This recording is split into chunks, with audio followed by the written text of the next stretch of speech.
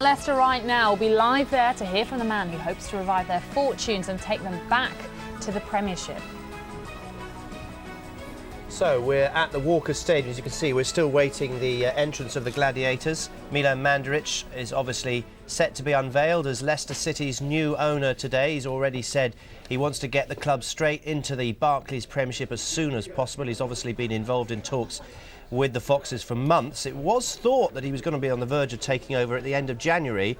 The deal was put on hold when it was revealed that he'd returned to his home city of Belgrade to attend to his seriously ill mother. But obviously with this press conference imminent, he's already spoken to our man Rob Dorset, and he said that he's about to assume control and begin his request to bring top-flight football back to the East Midlands club. His association with Portsmouth ended last year, obviously, when he sold his stake to Alexandra Gaidamak, who'd already bought half of the club. He's been keen to get back into football ever since. He was welcomed by a local gospel choir to the Walker Stadium last night. He's been finalising the arrangements earlier today, and as soon as that press conference starts, we will be there for that. Milan Mandaric set to be unveiled as the new Leicester City owner. He's already said, by the way, that he doesn't expect any changes as far as the manager, Rob Kelly's concerned. Right, there is Mr. Mandaric. He's obviously set to take over as the new owner of Leicester City. These are live pictures from the Walkers Stadium. Photographers just taking their last photos of Mr. Mandaric. As I say, this was a fairly delayed. Let's hand over. It's great to see you all stand on a historic occasion at the Walker Stadium today. 4 years ago to the very day, 13th of February 2003, this football club came out of administration, and we owe a huge debt of gratitude and thanks to the shareholders of that time. They are fantastic people. But today, as a Leicester City fan, shareholder and employee, I'm absolutely delighted to welcome a new era to our football club and introduce you to Milan Mandaric. Thank you, Tim. Good afternoon, ladies and gentlemen. Thank you for joining us on this special occasion. It's a privilege and honor to be here, and especially being supported with the shareholders to helping to take control of Leicester City Football Club. Before I go deeper in presentation, I'd like to say one thing, that I'm so thankful and appreciative to all shareholders with their undivided support. Not only support, but over the 4 years what they've done for this club. When the first time they put their money and they kept the club together and allowed me to take control of the club. It is going to be a challenge. It's going to be hard work. But I'm prepared to lend all my enthusiasm, effort, and of course financial support. I didn't think I will come so quickly back in football. Most of you know that I was with Portsmouth, another great club, for many years, and I thought I'm going to take some time off. But seeing opportunity and seeing support that Leicester has, and people here in Leicester, how much they care and love their club, I thought this is a great opportunity for me to come and join them and help them to get what they deserve. Again, it's going to be hard work and big challenge. There are 24 clubs in this very competitive division, and there is only 3 that will make it. But all 24 of us have same dream, and rightfully so. We all believe that we should be in Premier Division.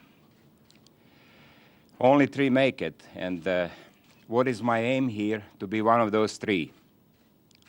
I know the question will be raised, how much time? It's hard to put a time, how much time, but I'm not very good loser, and I'm not very patient either. But if I tell you in a 3 years' time, if we are not there, I will call this mission to be failure. And that word doesn't go well with my personality. So with that, I would like to open the floor for questions. And as far as I'm concerned, I'm here to stay. I'm here to be a member of Leicestershire. And I hope I will bring some additional dimension to those great supporters that gave support to this process from the day one. I will do everything humanly possible to not let anyone down here, specifically the shareholders, supporters, Lord Mayor, and entire Leicestershire football community. Thank you very much. Mr. Mandaric, can you tell us how frustrated you've been with the deal? It's a one thing I never look at back. I all look today. Today I'm excited, and I'm looking for better tomorrow. Of course, it took longer time than it should. I shouldn't say that it should, but when you're dealing with a public company, there are rules and regulations. There are things that you have to fulfill. There are things you have to listen to your respectful lawyers, and that's why it took a little bit longer than we would want it. Mr. Mandaric, why Leicester City? What is it about Leicester City that attracted you so much? Well, I spent 7.5 unforgettable years in football with a great city, great passion for football. And when I look at Leicester and what I know about Leicester during the time I am here in England, I see a lot of similarity. I love their passion, I love their commitments, and it's a great city, it's a great sports city, and I just saw myself to be in this club. What kind of financial package have you had to put together to get the club, Milan? That's in United Kingdom pounds. How many? Well, I don't want to bother you with numbers. I don't want you to have a headache. It's enough for me to have that headache, so don't worry about that. There is enough. Whatever commitment is made, there is enough money for that. Are you planning a commitment in terms of money to strengthen the squad as well? Yes, of course. You know, we are trying, as I say, it's going to be financial commitments, support, and whatever it takes, you know, we'll be there. I am committed to that. Is there some of your own money going into a fund for transfers then as well? Is that what you're saying? That is right. We've heard a lot about the future of Robert Kelly, the manager, and debate about whether he's coming in. Ian Dowie was a name that was mentioned an awful lot. What are your plans towards the management team? Well, our plans are very straightforward plans. First thing first, we have to secure our stability with the club, with the team, on the field, off the field, which means we have to be sure that we're staying in this division. Once we secure that one, we will immediately and simultaneously work for the plans for the next season. And Rob Kelly is in those plans. He will be supported by me. Yes, I had dialogue with Ian Dowie. I had dialogue with a lot of other managers. You know, a lot of people would like to be manager for Leicester City Football Club, and I don't blame him for that. But decision is to stay with Rob Kelly, give him full support, and you know, see how far we can go with that. Have you given him a time scale about how long he's got to kind of prove himself? No, the time scale is, measured with success of our future here. So it's Rob Kelly is a very intelligent, honest manager. He knows what needs to be done. It's a clear dialogue, and we'll just take it from there. Milan, you say that in your statement that your priority at this stage is to secure the safety of Leicester in the Championship. So do you envisage giving Rob Kelly some funds pretty quickly to try and help that happen? Yes, of course, we are going to sit down. We've been sitting down in the last 24 hours with the team and with Rob Kelly, and we are talking about what we need to do. And again, be assured that he will get full support from me and good cooperation, and we'll do everything we can to secure our club and team to be in this division for this season. And what about your structure at board level? How are you intending to set that up? Well, I think that's too early to say.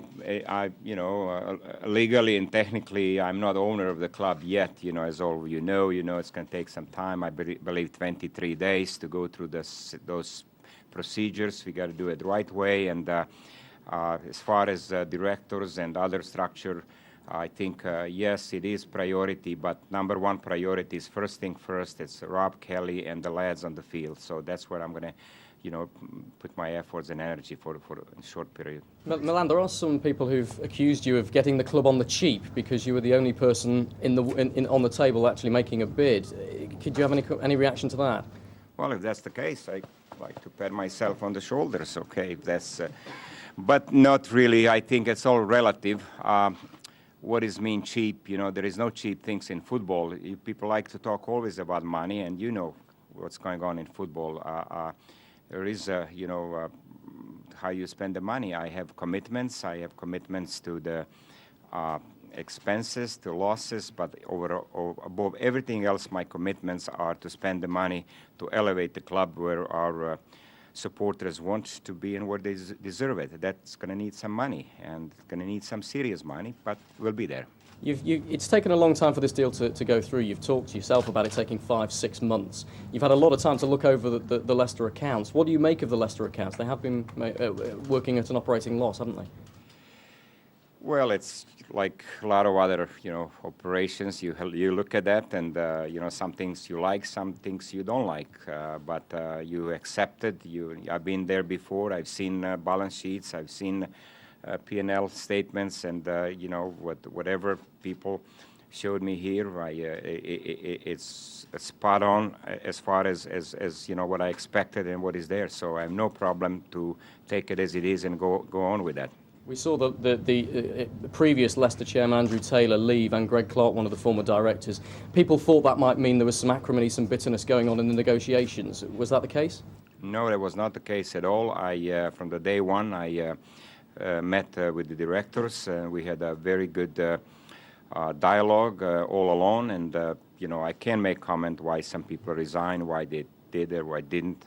I think that's all water on the bridge. I think it's most important what our supporters care for. They really care what's happening from now on. And we hear that you're looking for a property in the local area. Is that right? Are you planning to make your base in the Leicester area? Definitely, whether you like it or not. I'm going to be here, and I even have the only wrong mistake I did. I appointed wrong state agent, Alan Burchinal. But again, you don't make everything right. Tim, can you perhaps add anything to the fact that 3 members of the board resigned during the whole of this process? Why was there so much disagreement between the shareholders about this takeover? I don't think there really was a disagreement at all. I think it's a big decision for this football club. A lot of shareholders, we all came in with the club's administration, all with the club's best interests at heart. Milan has come on board, and we're delighted with that as a shareholder group. I think what it says is that it's an important decision. We've considered it very, very carefully. I think it's a matter of record that the final documents went out late last week, and within 48 hours, well in excess of 75% of the shareholders had come back and supported Milan. So I don't think there was any split. Everybody is very, very happy with Milan and delighted for this football club. You met with Rob Kelly last night, I understand, Milan. What did you talk about? How did that meeting go? Very productive, very positive. Very, should say, upbeat. And again, I'm there behind him, giving him full support, together with the rest of us here. And that's the only way we're going to make it. We all have to be united. We have to go towards the same direction. And there is not going to be difference between relationship Robert and myself. What do you make of performances on the pitch? Obviously, the win at Ipswich on Saturday was Leicester's first in 8 games, and the fans have been pretty disappointed. You've had time to watch the club's performances. What do you make of how the team are doing? Well, no matter how good you are or bad, there is always improvement there. Of course, we all know that, okay? And I think the number of lads are very enthusiastic. They are giving their manager full support. You can see on the field, at least I've seen a lot of enthusiasm, effort, and energy, and that's what we need. We're going to review, the additions when it's needed. We'll be there. When you first suggested that you'd be interested in taking over Leicester City, the idea was take control mid-December and hopefully build a squad to push for the playoffs. Things have changed dramatically since then. Have you perhaps realised how much work there is to do since then? Yes, as I said, you know, and I can say this over and over. It's no to be under any illusion here. It's a hell of a task and challenge.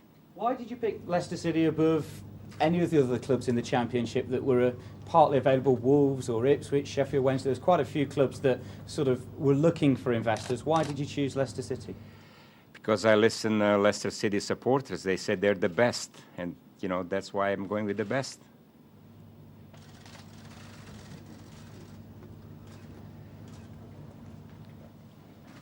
Any other question?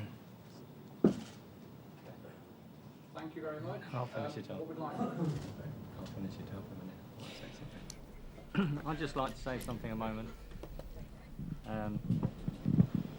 I'd like to say how delighted I am for the club, for the supporters and for Milan, who has stuck with it through this long, drawn-out process.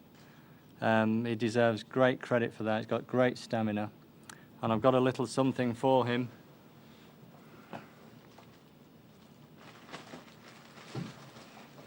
Milan, this is the history of Leicester City Football Club, and I think it's up to you to write the next chapter. Thank you, And Tony. on behalf of everybody connected with this football club, I'd like to welcome you to Leicester City, and I'd like to say all the best. Thank you, Tony. Appreciate it.